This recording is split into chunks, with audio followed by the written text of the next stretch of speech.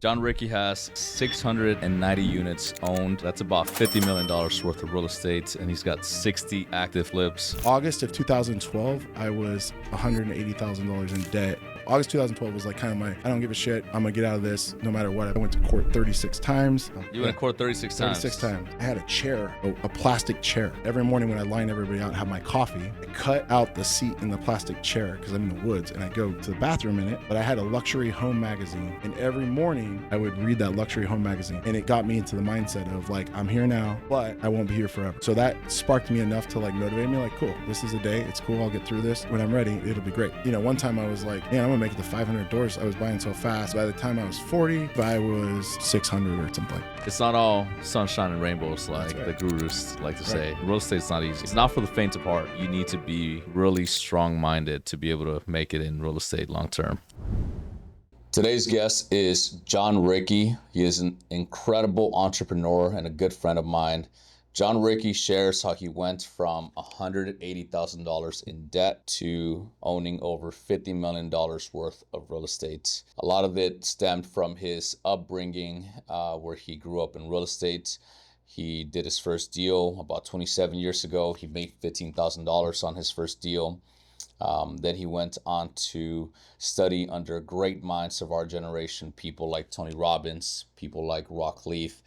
And he was able to get inspired to build an incredible portfolio.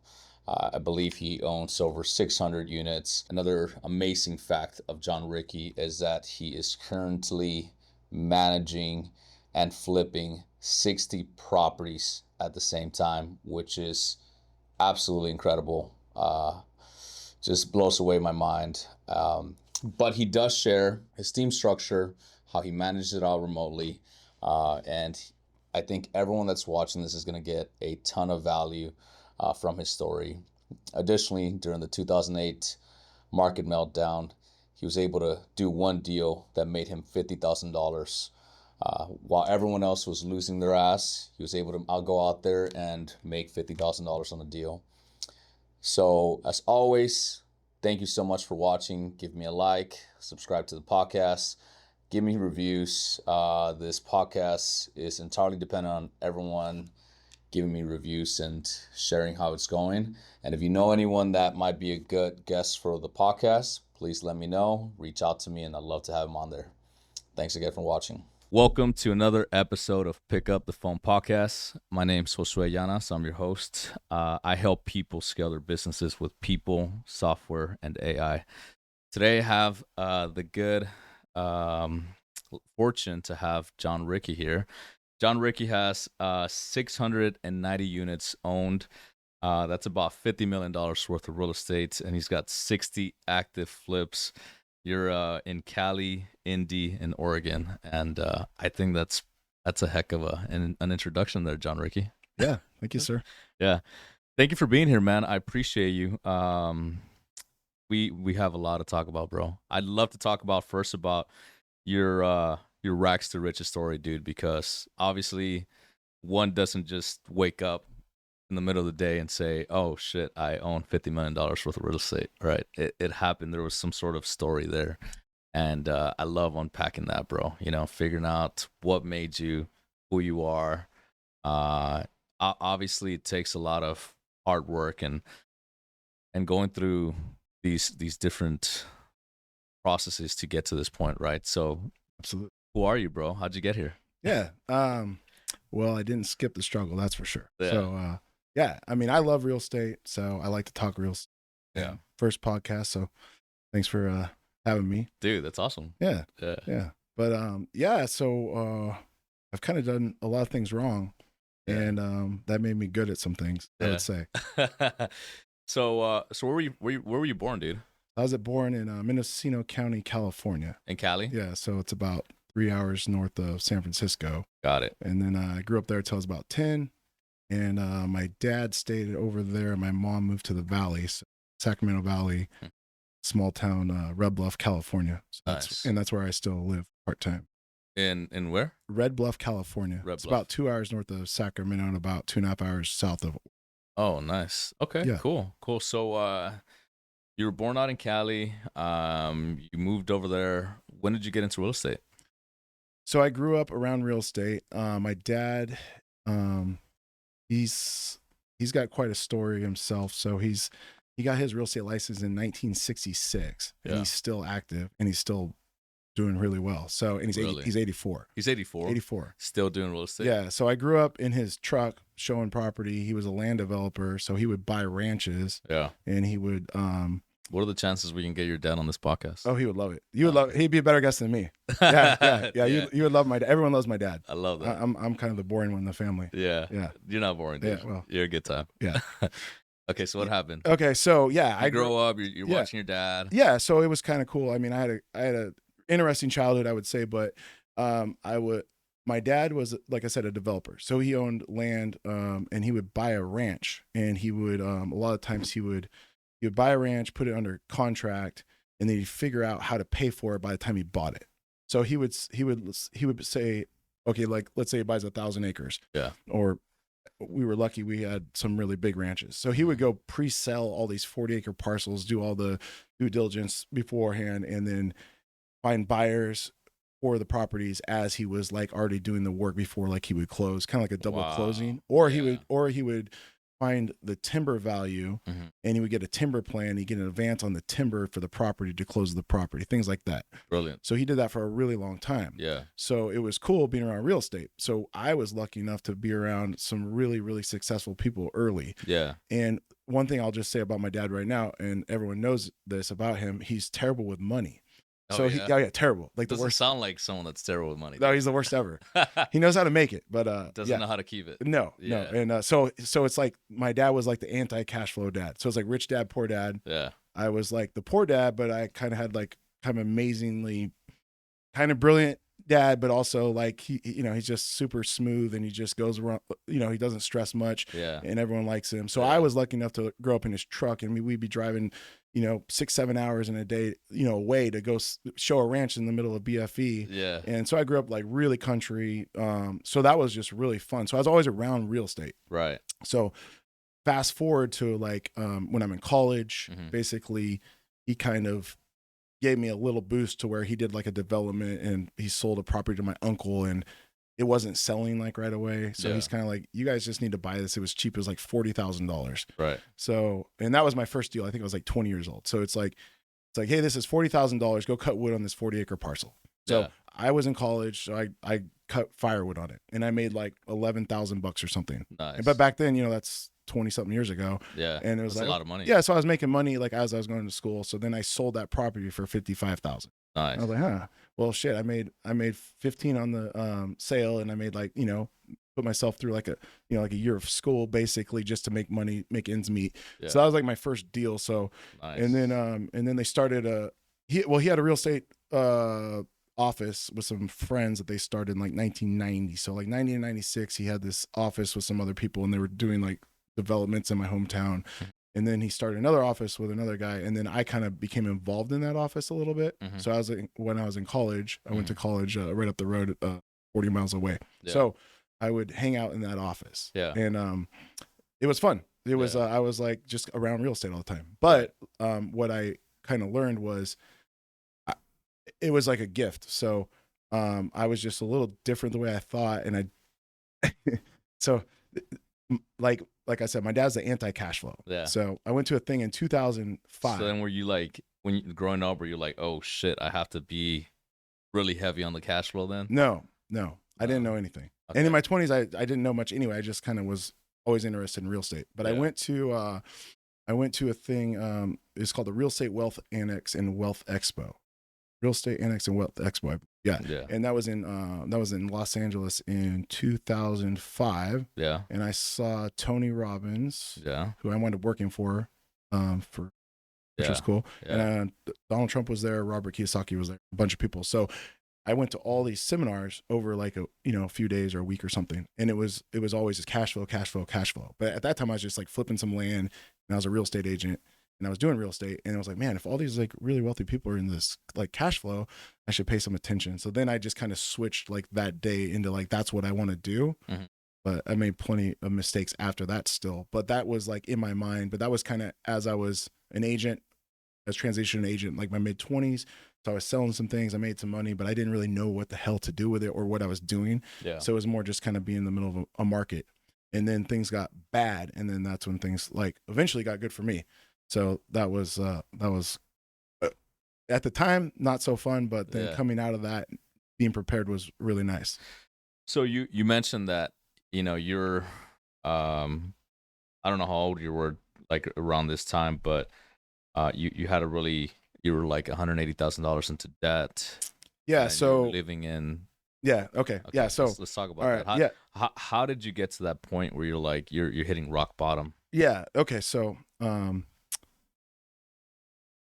see, how should I go about this? Okay. So I was doing real estate and, things started to slow down a little bit.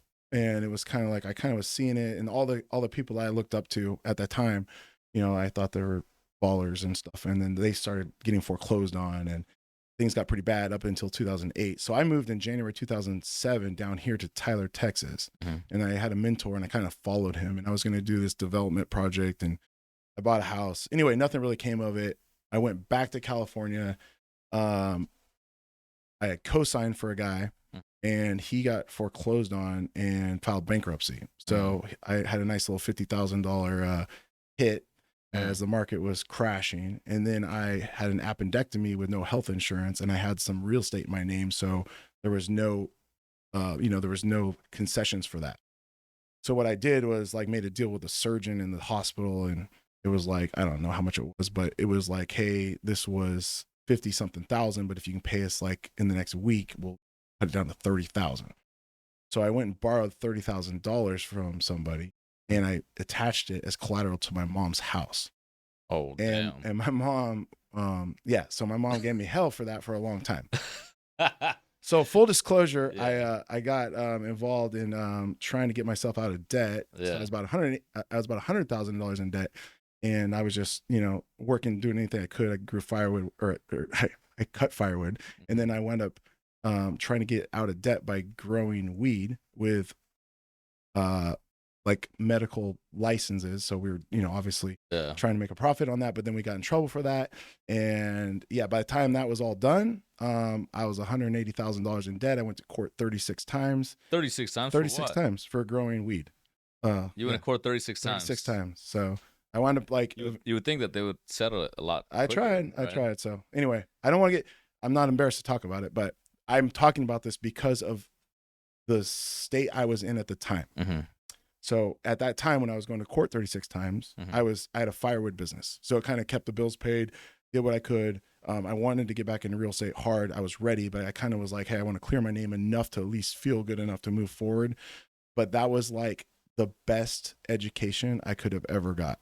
So what I would do is I had like a crew of guys that worked for me, some Mexican guys who I'm still friends with them today. And we would be out on this 450 acre parcel of property that a guy owned that we represented, and he let me cut firewood. And there was a fire that went through there, so it killed all the wood.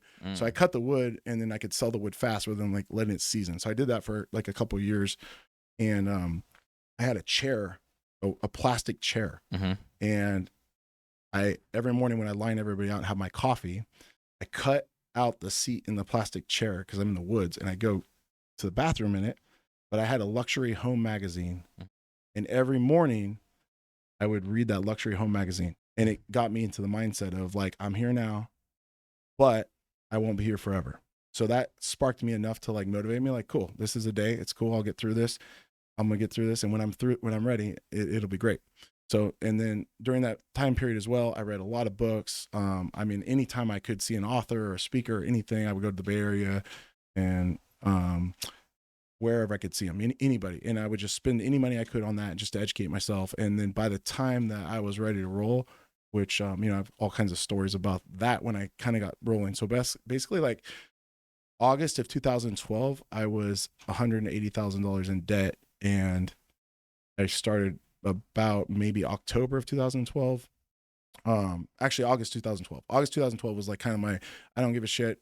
I'm gonna get out of this no matter what. I've already been to court so many times. And then finally, like, it cleared maybe like a month or two after that, but I just went hardcore. I ran into a high school friend of mine, and she's like, you still do real estate? I'm like, yeah. She's like, I need to buy a house, but I don't like this realtor, or this realtor's not getting back to me, basically. I'm like, hey, if you hire me, I'll be the best you've ever seen. Like, I'll do anything. Yeah. Like, she's like, yeah, let's do it. I'm like, okay, cool. So I wound up like selling her house, and I remember this house, and now I actually live across the street now. No way. Yeah, but she bought this house. There was an old couple. It was $183,000, and there's an old couple, and they didn't have insurance on it, no fire insurance, and they got in a fight with their realtor, their listing agent, and their listing agent said, hey, I'm not going to deal with these people anymore. And so basically I had to like deal with them, and they had no money. They couldn't do anything. So the appraisal came in, and the appraiser called out like some paint and some stuff to where it wouldn't pass appraisal until this stuff, got fixed. And they wouldn't do it. They didn't have any money, and the realtor wouldn't even talk to them. And like, I went there myself and painted that house, and like just like to close that. But that was like basically became my mindset. I was You're gonna do whatever it takes. Whatever it effing takes. Yeah. And then I slept on my office couch. I drove a 1999 Honda Accord. My friends called it Latrell because it was so ghetto. Latrell. I mean, even when I could buy a car, I just did delayed gratification, and I just like went hardcore, just hardcore. I would write all my emails the night before. August 2012. 2012, yeah. And then by like 6 months later, I was rolling. I was selling tons of real estate. And what I did is I would go around and get investors lined up, and I would like sell them something. So, and then I was lucky enough, I was starting to build like a little bit of a hard money Rolodex type thing. So I would maybe sell 3 properties, and then I would buy one for myself. And then I started. When you say sell, are you talking about being the realtor? Agent. Yeah, the agent. So just commissions, just to live on commission. So I was. So were you doing more listing agent stuff or buyer's agents? Buyers. Yeah. So you would go talk to buyer's agent and say, so for anyone that's like listening, let's say someone's at home and they're wanting to follow in the steps of Jon Rickey right now, right? Right. Let's kind of like outline something like that out, right? Sure. Find some investors. Right. Well, this was what I did at the time. Yeah. So this was the golden age of buying, though. Right. Yeah. So there was a lot of meat on the bone back then. Because I mean, it's like foreclosures were still around. Yeah. Things were selling. I mean, there's still deals. There's still deals everywhere, right? I mean, you just got to find them, right? Yeah. I mean, it's all a matter of putting your big boy pants on and picking up the phone, making some phone calls. Yeah. And the deals are out there, bro. Well, if you're getting started, it's just action. I mean, it's like even if you did a deal that was not the best deal in the world, if you did all your homework, I mean, usually it's going to come out about how you think it would be. Yeah, exactly. Yeah. So let's talk about it. So you went and found some investors, and you told them, okay, I'm going to go and represent you. I'm going to find you some deals. Well, they were flippers. So what they did is I had access to hard money. So that was like what they kind of came to me in a way. So what I did is in my mind, it's like, I got to survive, but also I got to pay off this debt. So my survival was making commissions at the time. I didn't like being an agent. At the time, I'm thankful for it. But like looking back, it's not like my favorite thing. But at the time, it was good. So I took it really serious. Yeah. But I would still buy a house here and there. And then what I would do with that is I would flip it. So I do like 1 or 2 flips at a time, and that's how I paid off my debt over like a couple year period. With doing the flips. Yeah. Nice. Yeah. Okay. And then I lived on the commissions, and then I started living a good life even when I was in debt. Started traveling the world, and whenever I got stressed, I kind of bounced out. So then I just hit the ground running, and then I just didn't stop. So that was a great era of my life, I'd say. Yeah. Probably from that time to COVID, I had it as good as anybody's ever had it. Like, as happy every single day. Yeah. I love that. I love that. So you go like you're, prior to August 2012, you're like kind of, you're making money here and there, you blah, blah, blah. And then all these kind of like bad decisions lead you to this point. Well, it was 2 years to when I was like fighting the court. So that was 2 years. So it was just like, it was a time in my life. Obviously I had some shame, and I had my reasons why I did what I did. And, there's a lot of story there, but like, bottom line, that's what I did. And then at that time I was like, okay, I'm going to be ready. So I just educated myself so much. I was so ready. You went to all these seminars. Yeah. It all starts with mindset. It's mindset. Right? Yeah. It wasn't just seminars. I'm just saying anything I could pick up, like anything I could pick up. And like I said, I used to work for Tony Robbins. So, I mean, I was around, like Rod Cleef, like I worked with Rod. So I would say, oh, this guy owned that many houses. I'd sit there and be like, how'd you do that?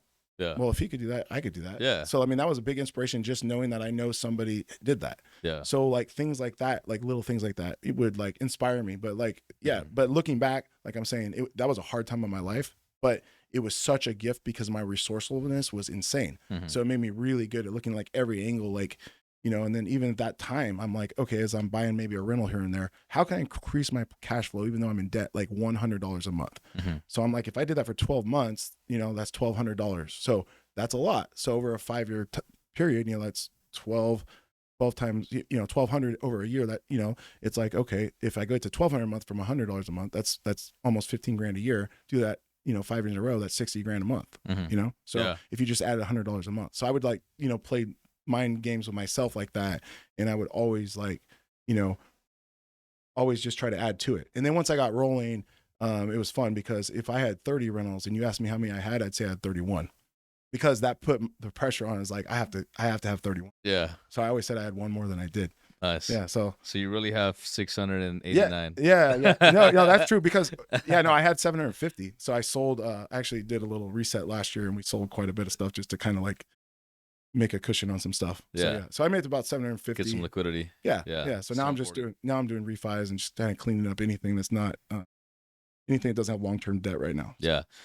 Okay, cool. So now we got to, your story. How the hell did you get to 690 doors? Okay. Like, I mean, it didn't just happen like from one day to the next. Yeah. Like, so you're buying some, you get some success. What happens? Well, I start buying and I have them, and I'm like, I'm borrowing money at 10%, right? And I was lucky. I kind of had some angels. One family in particular, I had a mentor. He was amazing. So he loaned me money even through the tough times. He knew what was going on, and he stuck with me. And his name's Ron Gerlone. He's like angel investor, also angel in my life. He did, and his family still loans me money. He actually passed away in March of 2016. So he started loaning me money. So what I would do is he'd only do like a deal at a time, and I know he'd say yes, but I'd like kind of have to butter him up and go through this process. So he didn't like let me like go, but he would say, okay, cool, I'll do this deal with you. So I would do one, I'd do a couple here. So I'm like, okay, they're cash flowing at 10%. So I'm going to the banks, and they're like laughing at me that time because nobody at that time could get a really good loan. These DSCR loans went around, no commercial on small properties at that time. And after the '08 stuff, I mean, there was like the refinancing stuff wasn't even really possible. So what I did is I said, well, how can I keep these things? Well, then it was basically like I would grab a W-2 buddy of mine that I would go to high school with or something and say, oh, hey, we can get you up to 10 loans on the Fannie Mae stuff. So I started doing that. So I grabbed like some high school friends of mine, and then I created these little entities to where I still have them to this day.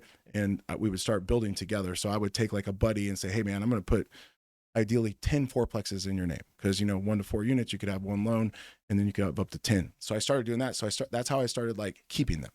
So I was like, okay, I only have half the equity, and I'm the guy on the ground. And some of them brought more to the table than others. Yeah. But at the same time, it's like I was just looking for, hey, let me use your W-2, and I'll split the deal with you, and we'll just create this. So I have those to this day, and those were like those are like multi-unit properties that we bought for like so cheap, and we still have them. So I mean, obviously, we've got a lot of equity there. Yeah. And it was fun. So I helped make some of my best friends some serious money, and if we go out to dinner now, it's cool. We just hey, throw it on the LLC. Throw the fillet on there, man. Yeah, all good. Yeah, it's all good. So it's fun. Yeah. How many people did you do this with? I did that probably with about 5, and then I brought in a couple other bigger partners that brought something to the table. Like, one of my buddies had a pretty wealthy dad, and he's an awesome guy. He's one of my best friends, and he called me. He's like, man, tell me about that deal you're doing. And he's like, oh, that's cool. And then he calls me like the next day. He's like, hey, you know what you told me about yesterday? And he's like, can we do that? I'm like, maybe. And he's like, well, my dad's got a lot of dough. I'm like, well, yeah, we could do that. And then we own like, I don't know, 130, 140 doors now together. So, nice. So yeah, it's cool. That's but now I'm trying to like, if I grow any of the rental portfolio at this point, just because everybody's life's changing and stuff, I probably wouldn't want to partner with anybody in anything long-term like that at this point. Of course. But growing that is fun. And then all my friends, own real estate with me, and we travel together. Yeah. It's a cool thing, It's amazing, dude. Yeah. That's amazing. And so for anyone that's like listening to this, I think one really important thing that you mentioned is, like you didn't do this by yourself, right? No. I think real estate is a team sport, and the fact that you were able to scale so quickly, you brought a bunch of value to the table. People are seeing that value, and in return, they're bringing in their credit, they're bringing in cash, and you're able to scale quickly with multiple people at the same time, right? Yeah. And I'm assuming these 5 people that you did the business with, like, it's not like you were doing a deal with one and then waiting and then doing the deal with the second one and then waiting, like you were scaling all of them simultaneously, right? Yeah, I was growing pretty slow still at that time though. I mean, I was buying more than, most people. I eventually got to the point where like when the Like bank, how much? well, I mean, this took over maybe, I mean, at this point, I stopped really buying rentals maybe I mean, I bought a sixplex yesterday, but like, I don't, because it fell in my lap. Right. But, I would say at first I would just like try to load somebody's W-2 up, but I'd have to have the hard money available. That was like the key.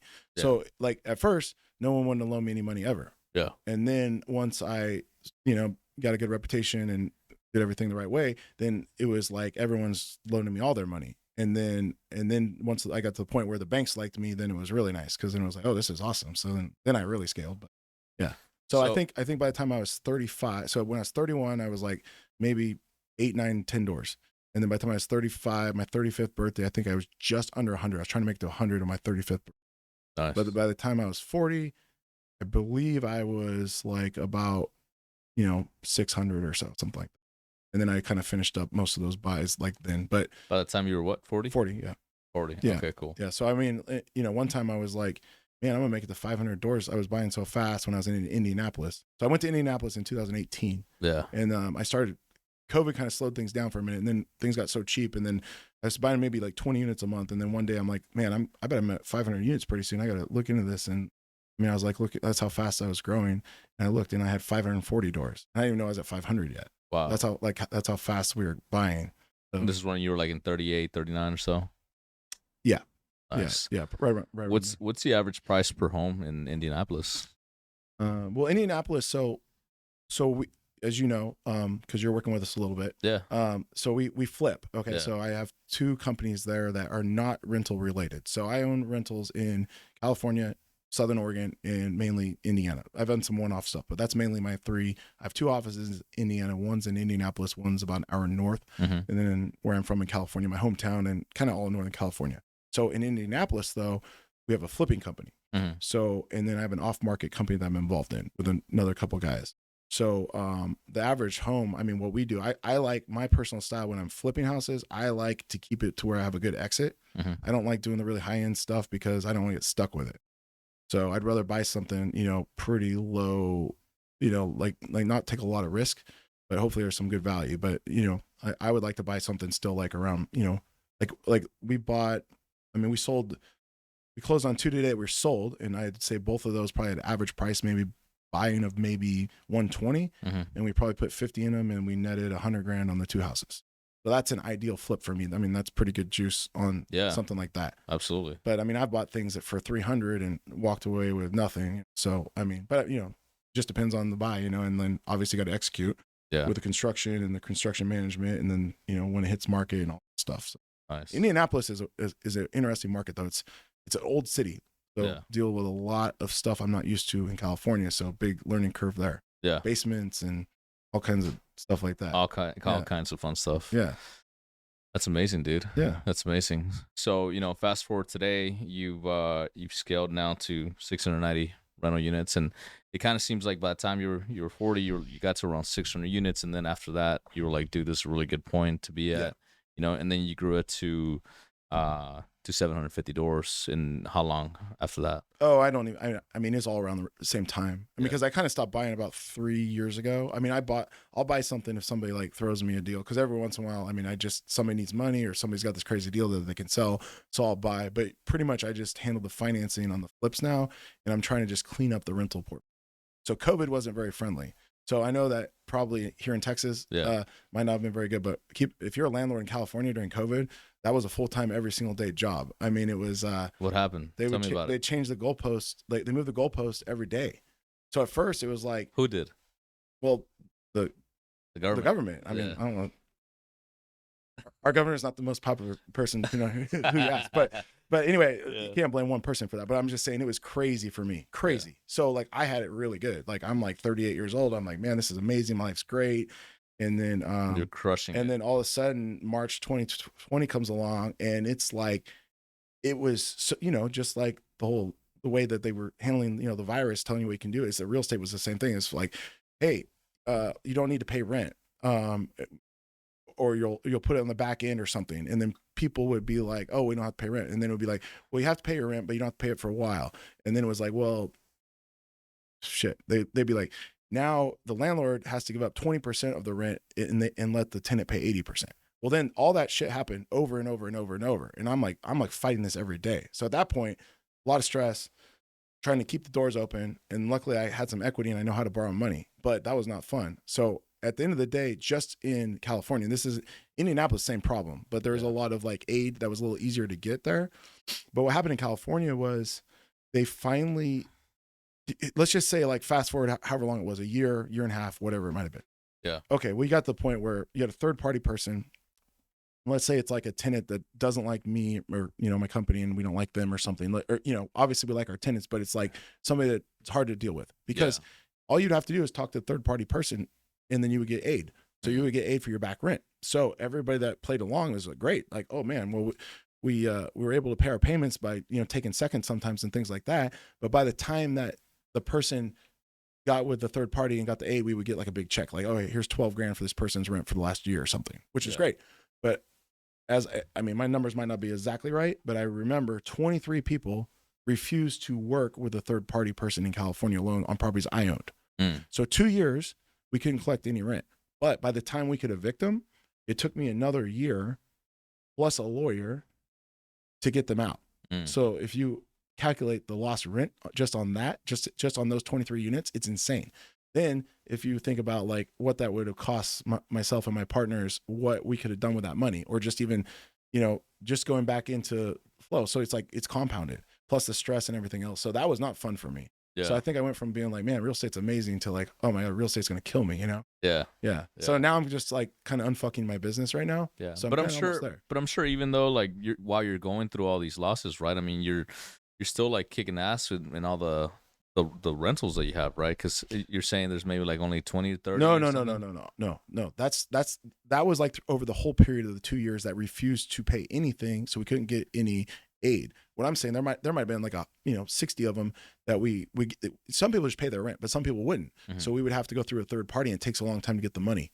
So in the meantime, your cash flow is terrible. Yeah. So in the meantime, you're having to maybe inject some capital into insane amount when you have that many doors, like crazy amount. So I may be borrowing $100,000 in a month just to keep the doors open. And then keep in mind, I'm doing the same thing in Indiana. Indiana's a little better overall because it was easier to work. It was still the same problem, but you could get somebody out a lot easier in Indiana than you could. Even like post-COVID, it's like time to get somebody out that's, not a good tenant. You can get them out. In California, it's impossible.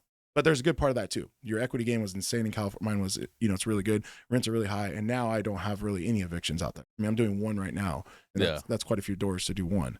Right. So now it's good. But at that time and everybody I'm sure went through the same thing. But with me traveling back and forth through 2 states for years and fighting that like hard, because that was my focus for a long time.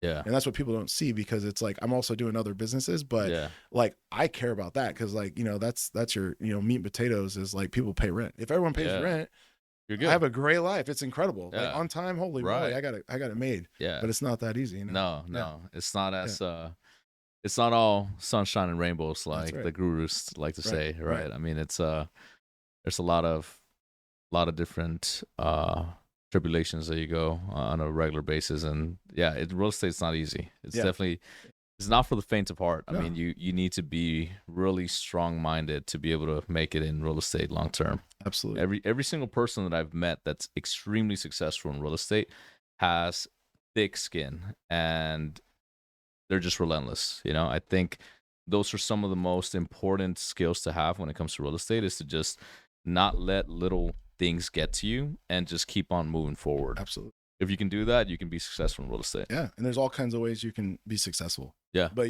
I think it's more just like, if you get into real estate, you need to say, hey, I'm in this for a while. I mean, if you say I'm in this for 5 years, it might take you 5 years, but if you stick to it and stick to the rules and, stick to what you're good at or what you learn, but like everybody jumps in. That's always the hardest thing when people talk to me. Well, oh, what do you think I should do? And it's kind of like, well, you could be passive and invest some money in real estate, but if you're going to make it a career, you got to be pretty damn committed, good at it. Yeah. I would say that most people that have like gotten extreme amounts of wealth in real estate, it definitely took over 5 years minimum.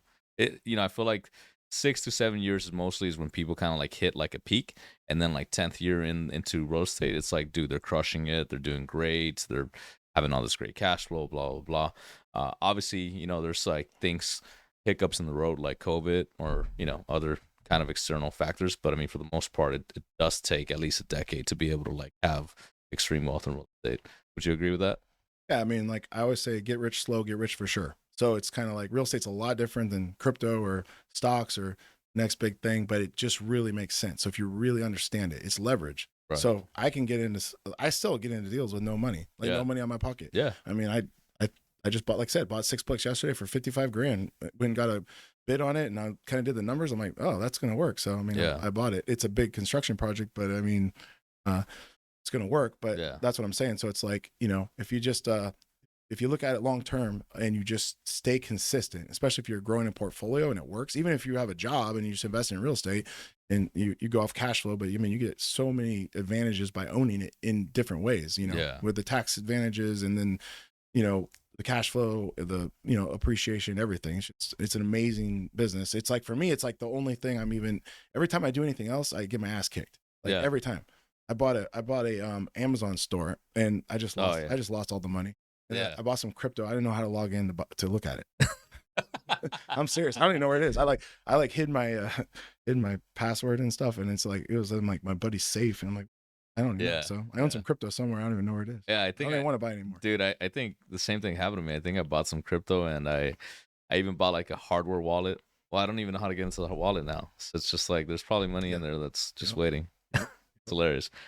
When it comes to Cali and Indy, I know you mentioned you started scaling with people. Did you scale in California primarily with people, or how did you start going? Well, what brought you out to Indy? Yeah, okay. So I got random. Yeah, so I got my start. Yeah, so that's a good question. So I got my start in California, and so I knew the market really good, and it was fun because I mean I'm from a small town, but I did business over like, you know, maybe 120-mile stretch though. Mm-hmm. So I was doing business in all these other towns that are close to me, but you know, I got to the point where like most of the agents, if a good deal would come on the market or come up, they would tell me about it. Yeah. So it might be a flip or something long term. And I mean, I've been pretty lucky just by the fact that my reputation is I can close. So even people that don't like me, that I knew they didn't like me, turned out being like selling me their deals. I'm like, ooh, I think I made it now because I was like a good. I turned the haters into fans. Exactly. Yeah. So that was cool. You know, little ego there, but like that was like a big turning point for me, which was nice. But I got to the point where it got pretty saturated to where there wasn't many deals left, and then, you know, prices went so high. So what I did is I started buying properties in all these little satellite towns that I could drive to from my house. Mm-hmm. That's how I got to Southern Oregon, and I got some really cool properties around like Mount Shasta up in Northern California. It's gorgeous. So hopefully you'll come like visit sometime. But so I have this like really cool life. So I bought all these properties on the little places I could visit. So I have like days where I go check on my properties in like these little mountain towns, but they're gorgeous. Mm-hmm. So actually when I go back to California, I'll be there for a month developing my last little RV park project that I have. But anyway, by the time that happened, I was like, there's no more juice to squeeze. I got to do something if I want to keep this funding going. So I have this big old group of investors that I've been working with forever now, and they keep investing with me, which is nice. So I was like, if I'm going to lose their money, like I'm not going to be able to borrow it anymore. They're going to put it somewhere else if I don't keep it going. So I knew that I had to go somewhere in the Midwest. And at that point, the only thing that was really left, in my opinion, was like Ohio, Indiana, Kentucky, and Michigan, and maybe Tennessee a little bit at that point, but pretty much those 4 states. And then my brother and my cousin did like a maiden voyage, and they went out to Indiana because we had a friend out there, and they were going to go visit and just check out the market. So they put some stuff under contract in June of 2018. Yeah. And they called me and they were like, hey, you're going to want to move to Indiana. This is crazy out here. Yeah, right. Like, no thanks. And they wanted to put in a package. Actually, we really missed out on this. There was like 90 places, and there's so much equity in there. And so they wanted to buy in maybe 23 of them, I think, 23 houses. Yeah. And they said, hey, we bought this. Could you help us finance it? I was like, you know, what do I get? And they're like, well, we'll split it with you. You get half the deal. Okay, let me look at it. And if we do this, you need to move there because I'm not going to buy 23 houses in the Midwest unless there's boots on the ground. Yeah. So I was in Montana. It's 4th of July. So the next day I flew out. So my maiden voyage to Indiana. So I looked around, I'm like, okay, this is crazy. Now that I know what I know now, it was like insane. Should have bought that whole package. Crazy. Yeah. So I still own most of those properties that I bought there. So we split those up. My brother moves to Indiana at that point, and we kind of get rolling. I do my thing, and then they were a holding company, my cousin and my brother. So we weren't like doing anything together, but we kind of worked together in a way. So my brother was out there, and then we got some contractors, and then my mom wound up passing away. So we had to deal with her affairs back in California, and at that point, it was crazy. So all these contractors just screwing us over pretty bad. So when I was in California, like trying to run that, and it like changed my life. So back then, I wake up when I want to wake up, have my morning ritual, and grateful every morning, and feel so good. I listen to the same songs, drink the certain type of coffee. I mean, you couldn't fuck my day up. Yeah. Well, now it's Home Depot calling me at 5 a.m. every single day. Oh, dude. So I mean, literally, like that was the start of it. So like I'm in, Indiana, 8 p.m. or 8 a.m. is 5 a.m. in California. So that was every day. Every day, the contractors start calling. I think my life started changing about that point.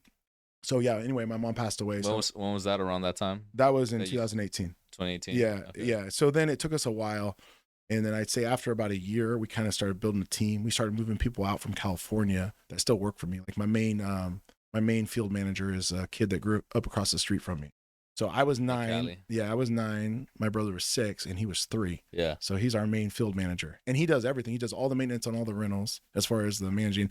He helps with all the construction on the flips. He does all our payroll. Yeah. And he's a kid. He's a kid that was 3 years old in Gerber, California. That's crazy. That lives in Indianapolis now, and and he even brought his family out. So his brother works for us full time. Is it the guy in the video? Your video that says, "I don't know how I ended up." Oh no, that guy went to high school with me too. He was 3 years older than me, and I'm family friends with him. So that's just kind of random. How did you get him out there to Indy? I didn't get him out there. He just checked it out. So yeah, he's a nurse. So he's a nurse, and then does he live out there? Yeah, he lives out there. He wound up getting married and lives in Indianapolis now and owns Airbnbs. So because of you it's almost like you created this migration from Cali. Yeah, quite a bit. Brought all these people. Yeah, we did actually, and that's pretty cool. So yeah, we have a lot of people that we grew up with, and the people I own real estate with. They come out. Like one of the guys that works for me is getting married in June, and it's cool because a lot of people are flying out for the wedding, and they know him. And I met his dad randomly at an airport in Salt Lake City, and I was talking about cash flow. I wasn't talking to him. I was talking to this guy, and he stands up and he says, "Hey, listen to this guy," and he pointed to me. Okay. So then I met him, but then later on in California, I see him at a gas station. Randomly. Hey, yeah. It's like, "Hey, you're the guy that met at the airport." I said, "Yeah." And we exchanged business cards. Well, we were scouting real estate down in Pensacola, Florida in 2021, January of 21. Yeah. And I'm like, "Who do I know in Pensacola?" And I knew a couple people, and then I was like, "Hey, is Sig here?" And then I texted him, this guy. He's like, "Oh yeah, I'm here." And he came over, and anyway, we had a little meeting, and he's like, "You guys want to come over for dinner tonight?" Yeah. It's like, sure. So we go to dinner, and by the end of the dinner, like this guy's trying to, create this business with us and all this stuff. I mean, that didn't really pan out, but his son, he was like, "Hey, is there anything out there for me to do?" I'm like, "Yeah." And he's like, "Okay." And like, "Yeah, talk to me. I can work with you if you're willing to work." Yeah. Well, anyway, he flies up to Indy, and I'm not there. Yeah. And and he's been there ever since. And he was 19. Now he's engaged to an Indiana girl. We just went to his bachelor party 2 weeks ago in Florida, and now everybody's flying out for his wedding at the end of June. What the hell? So yeah, just random, just kind of like, "Hey, I'm in this town." Crazy, and now this guy's my leasing manager. So yeah, pretty cool. It's funny how it seems like it's like we're living a really large world, but it's really small when you come and think about it, man. I mean, everything's interconnected. Everyone knows each other. We're only 7 degrees of separation from like even the president of the United States. Like it's pretty fucking nuts. Yeah. Yep.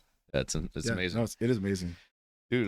You have a heck of a story, dude. Yeah. I mean, it seems also like you've helped out a lot of people on your journey, right? Like you've brought people along with you, and so like, so for people that would even, I don't know if you maybe are hiring or anything like that, but if you were, like, what could you offer? I mean, you've already offered a lot of value for a lot of people. Yeah, well, I mean, when it comes to real estate, I mean, I just love it, right? Yeah. And it kind of is hard because if you talk to somebody with like no education at all in it, like, you can learn. So if you talk to somebody that's like really serious that wants to do something, oh, it's so fun. Or you talk to somebody that, needs some real estate to like help them on their taxes or show them what they can do. I love that. So I have friends' wives to where we're like, "Hey, let's hack her W-2 and let's help her with her make her a real estate professional or something, and it's like changed their life. Like, okay, we retired her, now she makes more money. You know, things like that. Like that's cool. Yeah. So I love that shit. Like I love it. But yeah. So anyway, say your question again though. I'm sorry.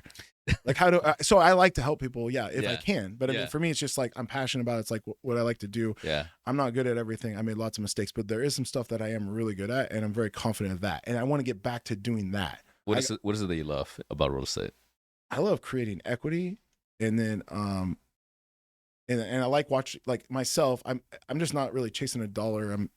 I don't know. I'm not like trying to get a jet or anything like that. So I'm like pretty comfortable like what I'm doing. I just want to clean up my business, but I love helping somebody out. Like for instance, like even though I got my identity stolen, so this might not be the best story, but I'll just tell you, like I used to go to these seminars. Like I said, like I went to a credit seminar. So wait, you got your identity stolen? Yeah, really bad. How? Well, I'll tell you in a second. Okay. So Laura here in Houston is the one that's helping me. Okay. And yeah, I'll tell you a story because I'm not real happy about it. Not with her, but I'll tell you about that. But right. So anyway, I go to learn about credit because I want to learn about credit. So it's like, damn, that's all it is? Well, that makes sense. Okay, cool. Yeah. Well, multiple people would complain about having bad credit. And I'd say, let me look. I'm like, why don't you come into my office? So they were like, and I'm not an expert. I just went to a seminar and learned and took notes. So I would say, come in here. And I would say, okay, cool. So I did this. I remember I had a kindergarten teacher and then a buddy that was in the military, 2 different people. And I said, do exactly what I do, or exactly what I tell you to do. Okay, exactly what I tell you to do it. And within 4, 5, 6 months, they both personally were like, thank you so much. Look at my credit. And I was like, what'd you do? This is what you said. And it was like, cool. Like, nice. Cool. I learned that in like 45 minutes, you know, like I don't, you know, so, yeah. So, but I mean, like when it comes to real estate, if somebody actually wants to, you know, and I've JV'd with a lot of people to just, hey, let's do this flip together. Cool. I'll bring the money or, you know, whatever. But I like doing all that. So yeah, if I can help somebody out, it would be great. Yeah. But at the same time, like I was living, you know, like I said, pre-COVID, I would say I had it real, like lots of control. Post-COVID, man, I'm kind of like very reactive, and it's tough because it's stressful. It takes the fun out of it. And man, you know, there's a fire to put out like every day. So I'm kind of rebuilding my team now. And it's kind of getting to the point where I'm feeling pretty good. Like I told you today, I bought a car in Nashville 2 days ago. Yeah. And now I'm just road tripping across the country. So yeah. And that's freedom. So that's nice. I can't complain too much. I love it. Yeah. You finally got a nice car. Yeah. Yeah. No more Latrells. No more Latrells. Yeah. Got a little nice Defender now. Yeah. Cool, man. Yeah. So how did you get your identity stolen? Well, I'm not going to go into the full story on that because I don't know exactly how. I have suspicions, but it's really bad. Just put it that way. Yeah. So 2.5 years ago, it's funny because some of your guys are part of this. Yeah. So 2.5 years ago, I was down in Mexico and I was like doing like a loan or something. And sudden it's like, hey, your credit's this. Nah. Like, yeah. So I'm like, what? So I look into it and I got full on PayPal, Venmo, like credit cards, Best Buy, Verizon, multiple Verizon accounts. All kinds of shit, my social security. And then I even got some stuff on my bank. It was really bad, like full on. So I hired, I called Franklin. Yeah. And I was like, Franklin, like, you know anybody that can help me with this? Cause this is crazy. It's all fraud. So anyway, he hooked me up with Laura and they got me back up to 753 this year, like February or March. So now I'm about ready to close on some refinances. Yeah. Full circle again. Yeah. Andrew. So basically I'm closing some, and then I've got some stuff of my own that I'm about to do here. So I got up to 753, so I'm ready to go. Well, Verizon just hits me again. I have nothing to do with it. They won't take it off my account. And weird story. I don't know. I mean, I'm on a podcast. I don't know if I should say this or whatever. You can say whatever you want. Dude. I go into Verizon the other day and I get a new phone. Yeah. Okay, so this phone's brand new. I had a phone since 2018. I'm like, finally, I went in and it wasn't working. He's like, dude, your phone is so old. It's like an S9. I'm like, yeah, but it works. Yeah. And so he talked me into buying this. So it's cool. Yeah. So literally, this is what's still not an iPhone, bro. Come on, man. No, I hate the green bubbles. I'm a Droid guy from the very beginning. I know. So he literally says, the guy at Verizon, I swear this is a true story. So he's like, oh my gosh, I've never seen this. I'm like, what? He's like, man, do you know how much free money you could borrow from us? I'm like, I don't know. Like, well, I've never seen a number like this. And he like shows it to me. It was $73,000. He's like, interest free. You could borrow that. I've never seen like that. Interest free? Yeah, I don't know why. Maybe they financed phones or something. I don't know. What? Yeah, I don't know. That's what he said. Yeah. But the ironic thing is, my credit just went back down to 680 because 2 more Verizons just hit me, and Verizon is texting me all the time to say, hey, you could settle this up or whatever, and it's not even me. And they're texting my Verizon phone number, like Verizon's texting me. Yeah. And they won't even take it off of my credit. I mean, you would think like from the previous time that they would have like blocked your account or maybe not allowed Yeah. you to open new Well, accounts, right? now they're having me file a police report and go into and then I guess I don't know, from what I'm getting coached right now. Yeah. File a police report. They have 4 business days to actually remove it since we've done all the steps and proved that it was fraud. And if they don't do that point, I guess I could have some legal action. So, Nice. Yeah, so we'll see. But I just want my credit so I can get all my refis done. That's it. Yeah. So that's happening right now. Yeah. So yeah, it's like bullshit, you know. Yeah. So yeah. It happens all the time. Yeah, but bullshit happens all the time. Yeah. Dude, let's go back to real estate real quick, Yeah. dude. You spoke about having 60 active flips. Yeah. How the hell do you manage that? Okay, so I have a good team. Yeah. All right. But Talk to me about your team, dude. Yeah. I love hearing about systems. Yeah. I love hearing about processes, team structure, organizational structure. Yeah. Can we talk about that? yeah, real quick? because like I said, we did a lot of things wrong to get to the point where I feel pretty confident that we're doing pretty good right now. Yeah. But that doesn't mean we didn't lose some money, quite a bit of money on quite a few Of course, deals. yeah. So some of the key members and players are getting better, and we're getting better people in there. So Nice. What's your team look like right now? well, you know RJ, right? Yeah, I know. Okay, RJ. so RJ, I've got a right-hand man. He used to kind of work for me, like kind of freelance for me. Great guy, one of my best friends, and his wife. So they handle all of our sales. Mhm. And I have it to the point where I just do the financing, and then I'm the final say on if we sell something. So the deal gets vetted kind of through my people, which is RJ, and then I've got another guy, Kyle. So those are like my 2 right-hand men. So like I just trust them. They know my business really well. So I have a partner in the flipping business, and he is the guy that's finding the deals. So he goes out and just looks at deals all the time. You're working with him. Yeah. Yeah. Who's that? Yeah, my brother. Tyler. Yeah. So I have a flipping business with Tyler. Okay, got it. And then I have a third business. Tyler's your brother. Tyler's my For brother. everyone that's listening. Yeah. Shout out Property Pirates. Not my thing, but he's got a pretty interesting Instagram. Man, I love his Instagram. Yeah. His Instagram is hilarious, bro. Yeah. I mean, this guy's got all sorts of crazy stories. I think just like maybe 3 days ago, he spoke about him going into a property and then like there's like a squatter inside and the guy comes out and hits him over the head, right? It was actually another guy that works with us, but it got on video from across the street. It was crazy. You got it on video. Yeah. And that's so a you guy posted that on Instagram. Yeah, like, yeah. hey, look, this is like the real life Instagram stories. Like, Yeah. this is what's and actually happening. that's a guy that you wouldn't want to hit on the head. So it was funny. Like Why? Because a big Well, guy or what? Well, I mean, I'm listening to this like from far away. Okay, so In I'm hearing California, right? no, but I'm hearing this from people on my team. I'm not Yeah. like talking to the guys that. But anyway, apparently he went to that same house and says, "Man, I'm gonna get stabbed in here." Or something 3 months before. Well, there's some squatters there, and another guy that works with us went and knocked on the door, and the guy tried to stab him. What and it's the on hell? on video, and he wrestles him. So that's the video you're talking Holy cow. about. Yeah, I thought he was just trying to like hit him over the head or something. I don't know. Maybe I don't even know if what he was trying to stab him with. I just heard it was stab. So I did see the video. So yeah. I don't know, but yeah, Well, but anyway, it's pretty crazy. Yeah. This guy, Property Pirates, Yeah. follow him on Instagram. Yeah. It's a great Instagram. They have all sorts of funny videos of everything that happens in real estate, all the dark side, I'd say, of Yeah. it. Yeah. The Yeah. real stuff, I would say. Yeah. you So know? we're a lot different. So yes, he is my brother. We're about as opposite as you can be. Yeah. And he's crazy as hell. And he wears flip flops, walking in these nasty houses with needles and Oh my nails, and God. doesn't have a gun. Maybe he shouldn't have one. I don't know. But like, if you saw the amount of stuff we've seen, I mean, that's what's crazy about us in Indy, though, because Yeah. we see so many deals. Yeah. We look at all these deals that even these other companies throw to us before, and then we have our own deals, and we're scouting our own deals. And So now I'm helping you guys out, get Yeah. some deals. yeah. So hopefully. we just hired you Yeah. as a lead source for Yeah. what you got going on. Yeah, So- we got some leads coming in for you guys, so Yeah. hopefully you guys convert some of them. I think yeah. I spoke to Tyler maybe last week, and he was mentioning one of the leads that I sent over is looking really, really promising. So, Good. Well, Yeah. well, I hope it works. I hope And, it works yeah. out too. Yeah, it's fun, man. Where there's meat on the bone, it's good, and you solve the problem. So yeah. Absolutely. But yeah, I mean, that's at this point I can say what I'm doing. Like I said, the rentals is what I like have always done. It's kind of like that's what I like to do, but I'm not really growing my portfolio at all. Maybe I would buy something if it was really good, but it's a lot of work. So I'm just kind of hands off on the flips now. So it's nice. So I mean, it really comes down to deals. Like how many deals can you get, and what would you do with them? And So what does your team look like now? I mean, it's so you're talking about Tyler and you're talking about RJ, but like, what does the rest of the team look like? Because I mean, to manage 60 flips, We have- I mean, it's insane. yeah, so it's dude. basically comes down to contractors, and Okay. and there's a lot of people in between. I mean, we have and a lot of cash also. yeah. Well, A lot of that's the cash. good part. So as long as you perform, it's almost like, for me, it's like as long as I can keep turn in a profit and keep these people's money invested, then it's nice. So I'm getting to the point where like financing, maybe I can talk to you a little bit about that. I got that pretty down. So let's talk about that. Yeah. Okay. Well, going back to the team though, it really is though.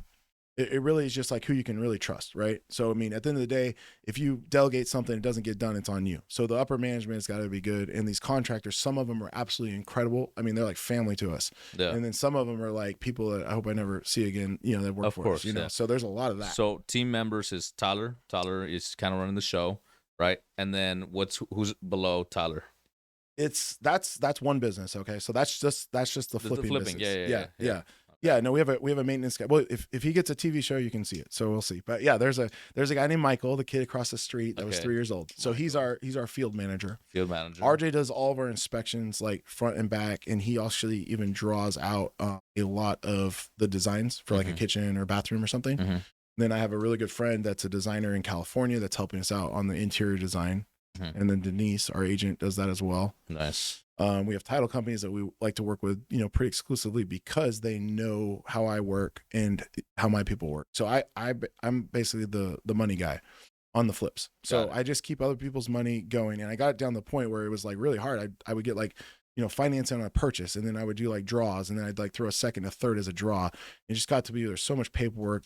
And then I got to the point where most of these people are like, hey, I'll finance the whole deal, give me an ARV and personally guarantee it or something like that. So I mean, it's pretty nice at this point. For the amount of deals we close in Indiana, it's like crazy. It's a ton. I mean, we close 3 or 4 today, you know, buying and selling. So yeah. Nice. Yeah. It's pretty great. Yeah, it's great. Yeah. So it's fun. So as long as we're making money, then it's good. And so let's talk about the financing, dude. Yeah. So how do you structure that financing? Yeah. So I have it pretty good myself. So what I did, I started real small with people like that guy I mentioned earlier, Ron Garloni, and I started just I've turned cattle ranchers that had money, they're sitting around that don't know what to do with it, or like putting in a CD, and I would say, hey, I'll give you 10% on that, or sometimes 12% depending on what you do, and they would talk to me. And I asked a lot of people that would say no, but I finally got to where some people would do it, and then I'd say, hey, I'm going to pay you back on this, but I have another deal for you. So that's what I do. So like the one thing that I don't give up, and I really can't delegate this anyway, because every time I've tried, it hasn't really worked. So I have a personal relationship with, say, like about a dozen people, and there's maybe 5 of them that are like pretty big, and then there's maybe like, you know, half a dozen that are people with some money that invest with me, that have been working with me for years. Yeah. Like today on the phone, I mean, I did 2 deals. I drove from San Antonio to Houston this morning. I made a phone call. I funded 2 deals this morning just on a phone call, and they went to the bank and wired it right in. But yeah, I've got to the point now where I can pretty much get a full deal, you know, finance, no points, no fees.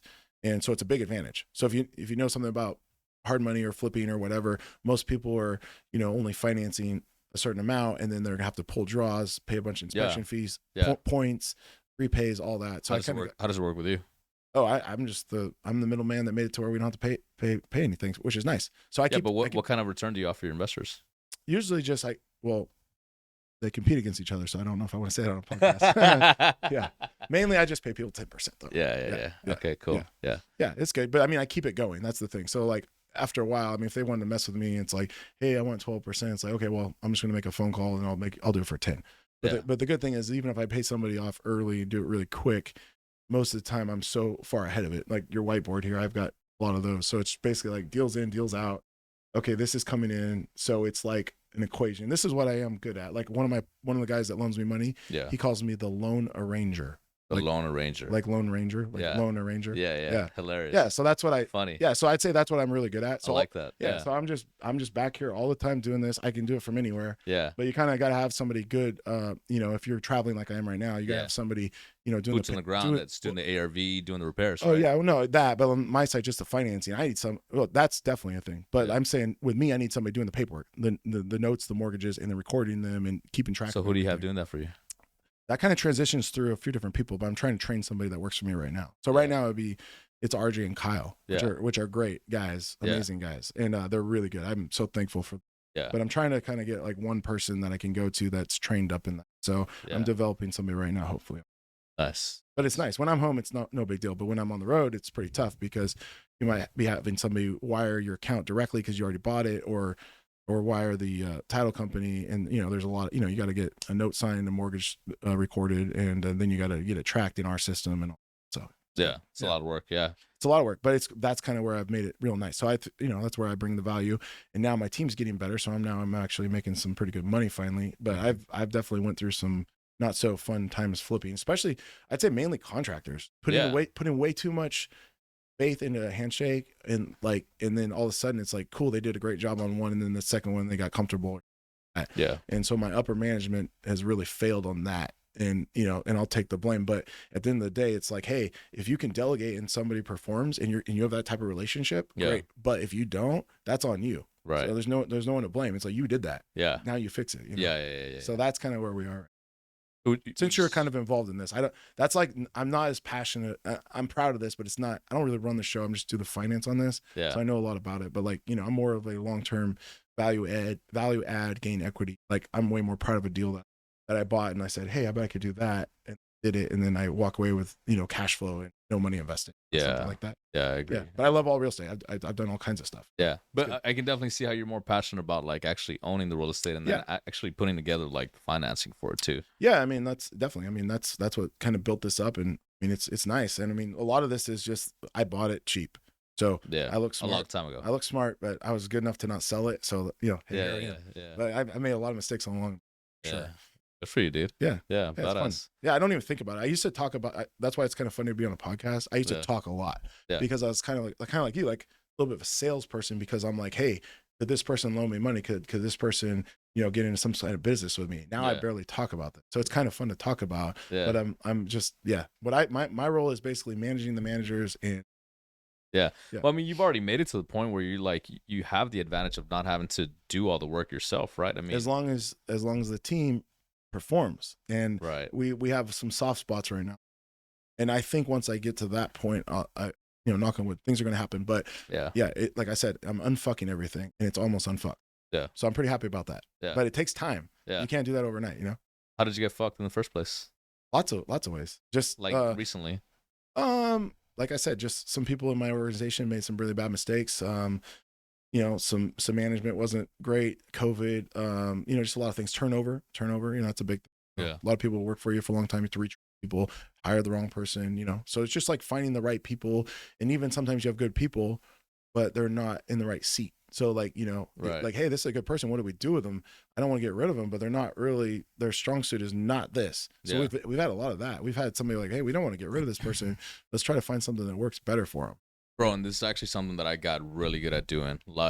I started learning how to read people's personality profiles and understanding how they're hardwired, and then being able to identify their strong skills and then putting them in that seat. So for example, I think there's a quote that I like to say, judging a fish by its ability to climb a tree, you're going to think that that person's dumb, right? Right. But obviously some people are, sharks, and then other people are more maybe Excel spreadsheet guys, right? So it's almost like having someone that's really good at working with Excel trying to close deals, and someone that's really good at closing deals work on Excel. If you understand how someone is hardwired, you can put them in the right seats, right?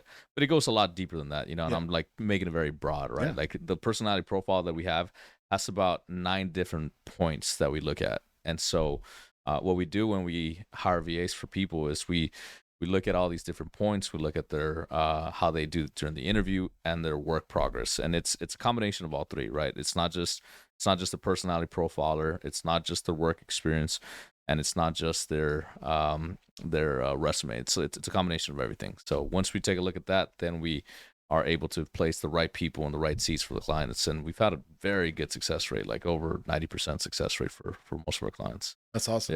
Yeah. I've heard nothing but good things. My experience is I hired one VA, I think maybe 2, but we hired one VA one time, I think in the Philippines. Yeah. I don't know. I was always so hands-on, so I don't know, but I'm sure some things would work in my business, but we're pretty hands-on. But most of the time though, when I talk to companies that have VAs, they're always like, these are our best employees.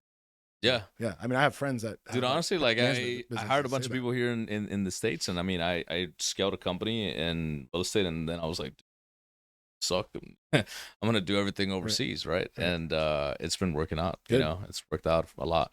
I don't really do a whole lot of real estate. I mainly do dispositions for people now. Yeah. And I have like a team of disposition agents, but my main goal is helping other people scale their businesses with marketing and just delegating some like regular admin stuff, that sort of thing. So it's fun.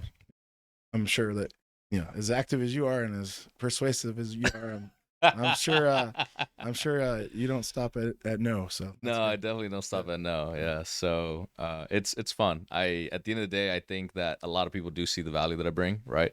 So I feel like that's why I've been able to scale so quickly. I've been able to just have on multiple clients coming on every single month with $0 in marketing so far. So my goal is to keep it that way for as long as possible, and then one day I guess I'll just decide to like run ads and start spending a bunch of money on that. So until then, we'll just do word of mouth.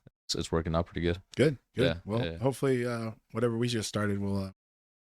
As well. Oh, it's gonna work out. Bro. Yeah. No, I believe it will. Yeah, I'm excited about it, actually. Yeah, Tyler already told me. Like I said, he's got a couple of leads that. Yeah. I think my only concern, and we'll figure that out, was just like who's the one that's closing the deal. Yeah, exactly. Yeah, it's all in the follow up. Yeah, that's one of the main things that we spoke about with Tyler. I was like, dude, Yeah. listen. I mean, I think before we get started on this, we need to make sure that, because I'm going to send you leads, right? But the thing is that when it comes to people in general, you can't just drop it off, right? No. You need to continue talking to that person, right? Give it the follow up that it needs, and then over time, that lead is going to turn into a contract. That contract will turn into flip for you guys, and then money in the bank, like after whatever time frame. But it's all in that follow-up. If you don't do the follow-ups, then all these leads are just going to waste, and then nothing gets, there's no money in the bank coming in the future. So that's where we need to make sure. Yeah. And I talked to Tyler, so I'm like, dude, what's up with the lead? You gotta get on it. I have people for that. Yeah, people for that. Well, no, I mean, like I get filtered information. So we'll see what. I mean, give it a chance. We'll see what happens here. Hopefully, he kills it. Like, but yeah, you gotta follow up. That's the thing. So, yeah. There's a lot of delegating in my organization. So that's my point. Is like, just in general, it's like, hey, if we have the right people to delegate to, that's great. But the day we've got to perform, and it's like whoever's in charge. Once you're in charge, you gotta perform. Whether somebody did a good job or not, it's on you. And I think that's just an accountability thing, and just all of business. Yeah. So that happens a lot. How do you keep your people accountable? Oh, I mean, it's kind of hard for me. That's what I'm trying to say. I mean, this gets like kind of personal, I guess. But for me, I ran the show forever. Now I have to be hands off more because it's like big, and there's other things going on in the States. I'm trying to have a personal life, so I'm not in control of certain aspects of business to where. So I think just on a personal level, that's like what's really changed for me. And I'm trying to get good at that, because I'll admit I'm not like an expert at that. I just knew that like when I was hands on, if there's a problem, I'll solve it, Yeah. Like whatever, there's a fire put out, either myself or somebody close to me is going to be doing it. We're going to work together on it. And now it's like, and I have a lot of, lots and lots of good things, lots of good people. Lots of all-in people that work with us or for us or whatever. I mean, we have so many friends and stuff we work together. It's all good. I'm just saying in general, man, it's like connecting all the dots is tough. So you can be strong, but not like, those weaknesses will come out, That's kind of where I am right now, just like as an organization. It's like, all right, cool, and you have to talk about it. So, so we're figuring it out. Yeah. I mean, it just sounds like you need like more of the right people, right? More people that can come in and really make an impact to your organization. Yeah, just getting the right people in the right seats and just accountability. Yeah. But like I said, I'm just going to say it. You're talking about my family here. So when you work with family, like I'm not going to answer the question like as I would want to, or as somebody would deserve. Like, so that's what I'm saying. It's like you're talking about my brother. So I'm not gonna sit here and be like you're talking about my brother right now. So I'm not looking at him. So I want to give him the respect of like, hey, he's doing really good at a lot of things. And I'm also his partner. So I'm not like. I wasn't even thinking about your brother. I was thinking about like you. I'm assuming your brother does a great job. So I'm like talking about like maybe someone like other people in the organization that can do it. Yeah, no, I mean we fight through that. So I mean he's on the ground. We have other people, like I said, RJ, and like we have. I'm not gonna mention everybody's name here, but like I have really good people. Yeah, and it's pretty amazing where I'm somewhere else in the world. And I'm like, man, people have my back right now. Yeah. So, I mean, do we have that? Yes. So I'm just saying like, that's pretty sick. Is there chinks in the armor sometimes? Yes. And they come through and it's tough they're not easy fixes. I think every business owner will tell you that too, bro. Like, I think it'd be completely unreasonable to think that any business is perfect. Every single person that I've talked to that's a business owner that has multiple people, their main issue or concern always is people. So I mean, you're no different, Yeah. It's just like, Oh yeah, no, it's just yeah. part of business. Yeah. Yeah. There's a good, bad, and ugly, but real estate, it's been good to me, and I love it. Super passionate. And I'm getting back to doing what I like to do, which is good. So I can still be involved with those businesses and not be as close to them. And I still, I bring what I bring to the table and say, hey, I'm doing this. I'm doing really good. Mhm. But hey, my passion is this. Like I'm going to California. I've got a property that I bought. It's funny. I made an Instagram post about it. I bought it Valentine's Day 2018.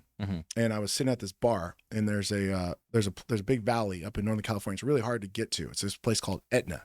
So I'm at this distillery. I'm at this bar with my cousin, and he's looking through his phone on realtor.com. Something just popped up. This small town, beautiful valley. And I bought it, and we were drunk. We were drinking. I say I bought it when I was drunk, but I wound up being drunk that night. So yeah. So anyway, and it's funny is like when I say I bought it when I was drunk, they're like, well, you didn't have to close. I'm like, yeah, but I put 5,000 up that I would have lost. Yeah. So I kind of did. So anyway, I bought this development that I wanted to do. So I bought it in 2018, and it's this RV park on 11 acres, and you can walk to a distillery, and you can walk to a brewery, and it's just beautiful town. It's like this 30-mile valley with mountains around it, and I was just there, it was snow capped. It's just gorgeous. So like I'm going back home to finish that. I've been sitting on that, and right now, like today, I've got new sewer lines going in. So I'm gonna go develop this thing I've been sitting on for so long, and I'm passionate about that. So that's what I'm saying. When I'm doing all this minutia stuff, it's not fun for me. It's like every day putting out fires, but I'm gonna go like make this thing shine, and I want to be like, because I bought it in 2018. I'm not gonna sell it and make a profit, but I'm gonna be like, oh yeah, I couldn't get to it, so I sold it. No. I in my mind, I gotta finish that, and I want to have fun doing it. So I'm trying to get all this stuff. It's like, hey, for the next month, I'm doing this. Like, leave me alone. I love that. It's almost like you like just acquired like a bunch of projects, like future projects for you to work on in the future, and now the future is here. And now you're getting more excited about it. Like, oh, shit. The projects are so fun because what you do is you take something and you make it either better, you make something out of nothing. And my dad, I mean, if my dad goes around our town, he's like I say, he's 84, and he talks to my workers out there, my property manager and stuff, and he's like, what's Jon up to? He's always got a project. He's always doing a project. And it's like, yeah, that's true. Because I always want to do something. Like I always like something. It's like, oh, I could do something there. I could turn that into here. I could, develop that this way. So like that keeps my wheels turning. It's fun. And then when you're done, you're kind of like, oh, look at that. And like commercial work. So it's kind of nice. It's like you bump up these numbers, and all of a sudden you got a great evaluation, and it's like makes you look pretty good. So I mean, I love that. Yeah, that's amazing. Yeah, I love that. Whoa, well. Dude, I've had a lot of fun talking to you, bro. Well, we have fun anyway together. So yeah, we always do. Absolutely. But I mean, like being able to sit here, shoot a podcast with you, and be able to publish this online, and for the most part, most conversations that I have with a lot of really successful people like yourself, they go completely unnoticed, right? And so we met in Belize, right? We did no, we met in Iceland. We met in Iceland. You're right. So we did April 22. April 2022, and this was what's the name of the Secret X, which is great mastermind, by the way, for anyone that's listening. Man, that was a blast. That was. We paid a certain amount for one person, different price from obviously more for two people, but they plan everything, and we have no idea where we're gonna go. And then like a week before we go, like we find out where we're going, all this stuff, and so no, it was fun. I don't know if they're doing together anymore, but like I'm still buddies with those guys. I just saw Kevin. I just went to Bali with Kevin in April. Badass. Yeah. Dude, it was a blast, man. Just being able to like a couple of, I don't know if it was like maybe a week or so before the trip. I mean, we all have like our itineraries planned, we have our flights planned, all this good stuff. And then before you know it, like a week before, we see the hotel, and then like this hotel's beautiful. It's in the middle of nowhere. It's the Northern Lights, blah, blah. That was one of my favorite trips I've ever been. Was one of my favorite trips also, man. It was a great. You ran into the back of me on a snowmobile, remember? Did I really? Yeah, you did. Yeah, I remember. I did. Yeah, I did. Yeah. I ran into a lot of people. So, so you're just one of the ones. Yeah. I did it on purpose, by the way. Yeah. I thought it was a bumper cart. It's like we're like that trip was awesome though. We were on a snowmobile on a fucking glacier, the second biggest glacier in the world, and it was all just a sheet of ice, and it was beautiful. It was like a perfect day. That was surreal. It was like being in a movie. That was a great. I still go back to that video, and I just watch it, and I'm just like, like I just feel like a tear in my eye. I'm like, dude, this looks fucking beautiful, man. Like we're literally on a snowmobile on the second biggest glacier in the world, and you just ice for as long as the eye can see, right? Yeah. Beautiful beautiful white mountains in the background, and I'm here with all my buddies, and we're having fun. That was amazing. It was man. amazing. It was amazing. Experience. And that's how I met all you guys. Yeah. Yeah. That's how we got all cool. I mean, we're like stuck. We're like stuck in a hotel in the middle of nowhere. You can't go outside because you'll die. Yeah. Right. Like you go outside long enough and you're gonna freeze to death, basically. Yeah. So you're like you're stuck inside, and there's only one communal area primarily at night, right? And so we racked up that bar tab pretty high. Oh yes, we did. Yeah. All you can drink. We drank a lot. We drank a lot. But I mean, through those conversations and that experiences, we got really close, man. So I'm really grateful for that experience. Yeah, no, same, man. Extremely grateful. Yeah, and I mean, I came down to Boris's Christmas party this year. You did, yeah. I've done some things with Franklin. I called Cody for advice on roofing. Like all you guys, man. Yeah, it's fun. It's just you have a great. We love, and like I talk to RJ a lot. We love how you guys are so close and you help each other out. Dude, it's really cool. It's like nice to see that. It's like your wolf pack or whatever. It's kind of like a little bit jealous. It's like I've got buddies in that, but we don't like work in the same industry as much. So it's like hard to talk to people. So it's nice to like bounce ideas off you guys. Are so active. It's really cool. It's so amazing, bro. Yeah. I don't know what I did to deserve this, but I'm so grateful for my friends. Like we all do the same things, and we go on trips together all over the world, and it's just an amazing experience, bro. It's a truly rewarding. I think it's magic. And you're in the right industry, man. And this is a great industry to be in. Yeah. Real estate, and now like flipping over to marketing. Marketing agency. It's been extremely rewarding, dude. But I think when it comes to marketing, you have to pick a niche, and I just love real estate, and so. Love real estate, and I love like roofing, stuff like that. So like I help Cody out a lot, like getting what's leads for him. But keep it up, man. Yeah, it's a lot of fun. Well, dude, this has been an amazing podcast, man. Definitely one of my favorites. I think I always say that. Thanks for having me, man. No, thank you for being here, bro. So if anyone wants to send you deals or maybe send you money to are you taking on anything like that or not really? I don't know. Not really. Yeah, I mean, my Instagram is Jon Rickey, JONRICKEY. So I'll say that. But no, I mean, I'm open to anything, but I'm pretty hands off on everything. I've got people that source the deals and talk to. I don't do much of that. Yeah. Cool, man. Yeah. Well, not that I'm too important to do it. I'm just trying to, I've done all the jobs already, so I'm kind of like trying to transition. Yeah, man. You worked enough. It's time to settle down, bro. Get married, have a family. Maybe have some kids. Yeah, it's about that time, John. Yeah, we'll see what happens. All right, bro. Well, thank you so much for being here. Really appreciate it. This is Jon Rickey, everyone. So his Instagram, you already mentioned it. So great story, and thank you for being here, bro. Thanks for having me. Yes, sir. All right.